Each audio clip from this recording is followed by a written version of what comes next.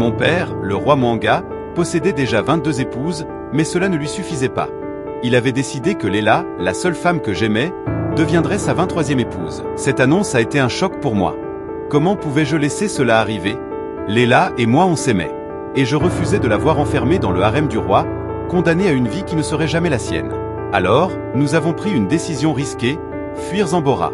Pendant une semaine, nous avons étudié chaque détail du palais, chaque changement de garde, chaque issue possible. Nous avions tout planifié avec soin. Notre évasion aurait lieu au cœur de la nuit, lorsque tout le monde dormirait.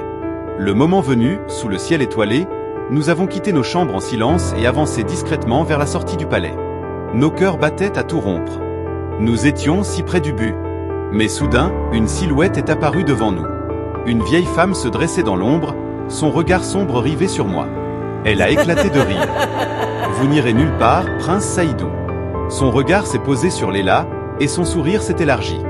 Elle n'est pas celle que tu crois. Un frisson glacé a parcouru mon dos. Que voulait-elle dire? Qui était réellement Léla? Mais avant qu'elle ne puisse en dire plus, un cri terrifiant a retenti au cœur de la ville. Un hurlement long et déchirant, résonnant dans la nuit comme un mauvais présage. Instinctivement, la vieille femme s'est retournée pour voir ce qui se passait. C'était l'occasion que nous attendions. Sans hésiter, j'ai saisi la main de Léla, et nous nous sommes élancés hors du palais. Et comme si le destin lui-même nous venait en aide, un cheval solitaire se tenait à l'entrée du palais, prêt à partir. Sans réfléchir, nous sommes montés dessus et avons galopé loin, très loin de Zambora. Nous avons chevauché toute la nuit, mon cœur battait fort.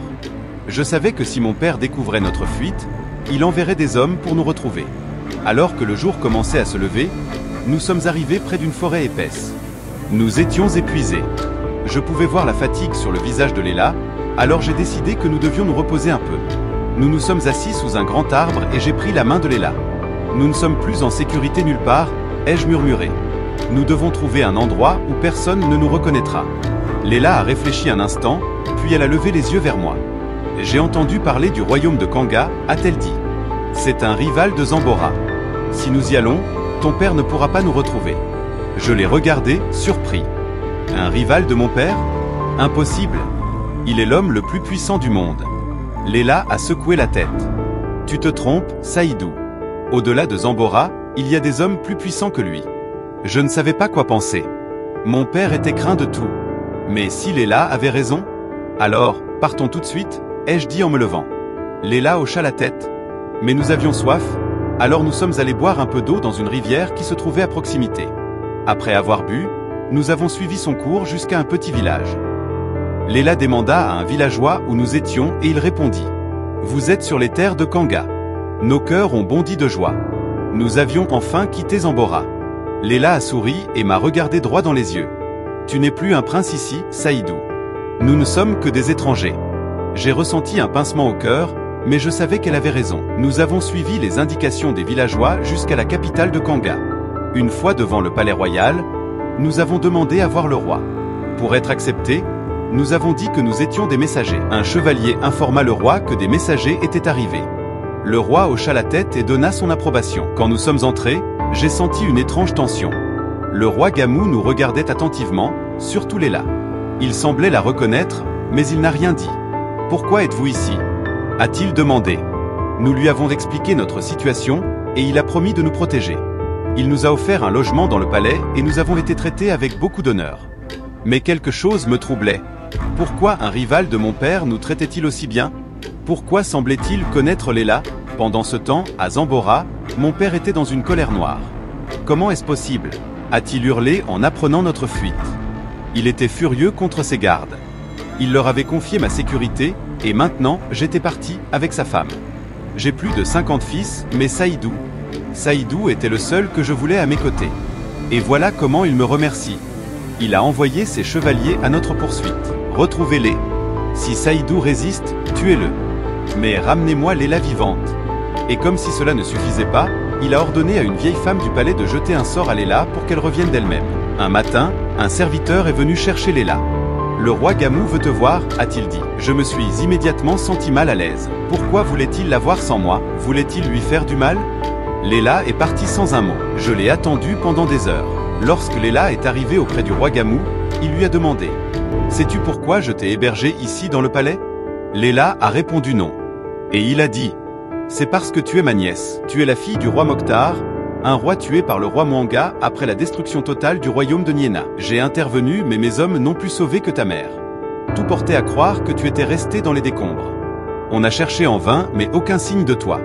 J'ai envoyé des messagers à Zambora pour savoir si tu y étais, mais le roi Mwanga a juré que tu n'étais pas parmi les esclaves. Maintenant je te vois, tu es le portrait craché de ma petite sœur. Le roi Mwanga a aussi tué sa première femme, la mère du garçon qui est avec toi. Leila était choquée et ne savait plus quoi dire. Quand elle est revenue, elle était différente. Qu'est-ce qu'il t'a dit? Ai-je demandé. Elle a hésité, puis a lâché d'une voix tremblante. Je suis la fille du roi Mokhtar de Niena. Je l'ai regardée, choquée. Niena? Mais, ce royaume a été détruit par mon père. Elle a hoché la tête. Oui, Mwanga a tué mon père et réduit mon peuple en esclavage. J'étais abasourdi. Mon propre père avait tué le père de la femme que j'aimais. Alors, c'est pour ça qu'il a voulu t'épouser? Parce qu'il savait que tu venais d'une famille royale? Leila a serré les poings. Pour me protéger, elle ne m'a rien dit sur ma mère. Je vais me venger de Mwanga, a-t-elle dit. Je l'ai supplié d'être prudente. C'est trop dangereux. Mon père est un monstre. Il a tué ta famille, il pourrait te tuer aussi. Elle a souri tristement. Ne t'inquiète pas, Saïdou. Je sais comment m'y prendre. Cette nuit-là, pendant que je dormais, elle est partie. Elle m'a laissé une lettre. Je pars seul. Ne viens pas me chercher. C'est trop dangereux. Gamou sait où je suis et il a des espions à Zambora. Je reviendrai saine et sauve. Ne t'inquiète pas. Mais comment ne pas m'inquiéter? À l'aube, Leila est arrivée aux portes de Zambora. Dès que les chevaliers l'ont vue, ils l'ont arrêtée. Le prince Saïdou est-il avec toi? Ont-ils demandé. Non, je suis seule, a-t-elle répondu. Ils l'ont emmenée devant mon père. Il l'a regardée longuement, les yeux remplis de colère et de satisfaction.